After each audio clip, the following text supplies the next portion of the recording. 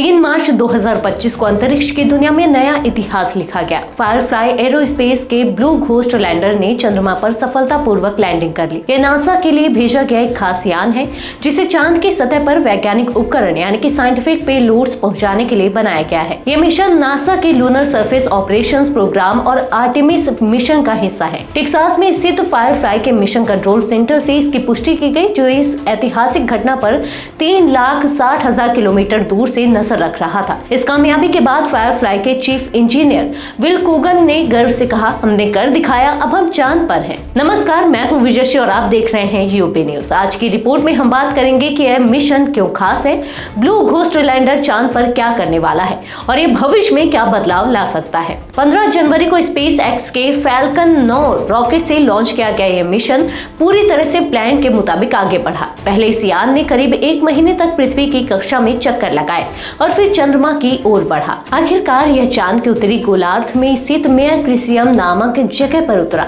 खास बात यह है कि यह पहला प्राइवेट लैंडर है जिसने बिना किसी दुर्घटना के सीधी और स्थिर लैंडिंग की। इससे पहले सिर्फ सरकारी एजेंसियां ही इस तरह की सफल लैंडिंग कर पाई थी। अब तक सिर्फ 5 देश रशिया, यूएसए, चाइना, इंडिया और जापान ही चांद की सतह तक पहुंच सके हैं। लैंडिंग के सिर्फ 30 मिनट बाद ही ब्लू घोस्ट ने पहली इमेजेस भेजनी शुरू कर दी।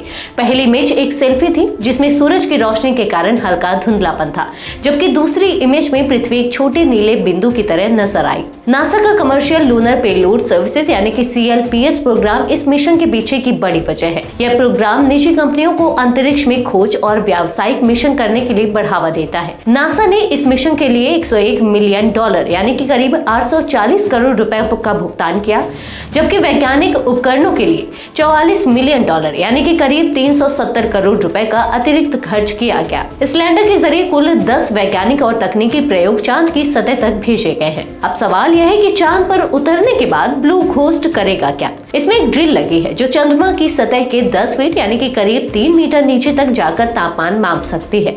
इसके अलावा इसमें एक वैक्यूम भी है जो चांद की मिट्टी के नमूने इकट्ठा करेगा। सबसे दिलचस्प चीज इसमें लगी एक खास डस्ट रिमूवल टेक्नोलॉजी है जो चंद्रमा की धूल को हटाने में मदद करेगी। अपोलो मिशन के दौरान नासा के अंतरिक्ष यात्रियों को चंद्रमा की धूल से काफी परेशानी हुई थी, क्योंकि वह उनके स्पेस सूट और उपकरणों से चिपक जाती थी। ये लैंडर वहां के पर्यावरण और सतह की विशेषताओं का अध्ययन करेगा, जिससे भविष्य के मिशनों में मदद मिलेगी। यह मिशन चंद्रमा की खोज में निजी कंपनियों की बढ़ती भूमिका को दिखाता है। पहले केवल सरकारी अंतरिक्ष एजेंसियां ही इस तरह के मिशन करती थी, लेकिन अब निजी कंपनियां भी बड़ी सफलता हासिल कर रही हैं। ब्लू घोस्ट की सफलता भविष्य में चंद्रमा पर स्थायी आधार बनाने और वहां वैज्ञानिक अनुसंधान को आगे बढ़ाने में मदद कर सकती है। यह मिशन न केवल वैज्ञानिक दृष्टि से महत्वपूर्ण है, बल्कि इससे भविष्य में चंद्रमा पर वाणिज्यिक गतिविधियों की संभावनाएं भी खुल सकती हैं। निजी कंपनियों की भागीदारी से अंतरिक्ष मिशनों की लागत कम हो सकती है और नए तकनीकी नवाचार हो सकते हैं। इस तरह ब्लू घोस्ट लैंडर की यह उपलब्धि अंतरिक्ष खोज के इतिहास में एक बड़ा कदम साबित होगी।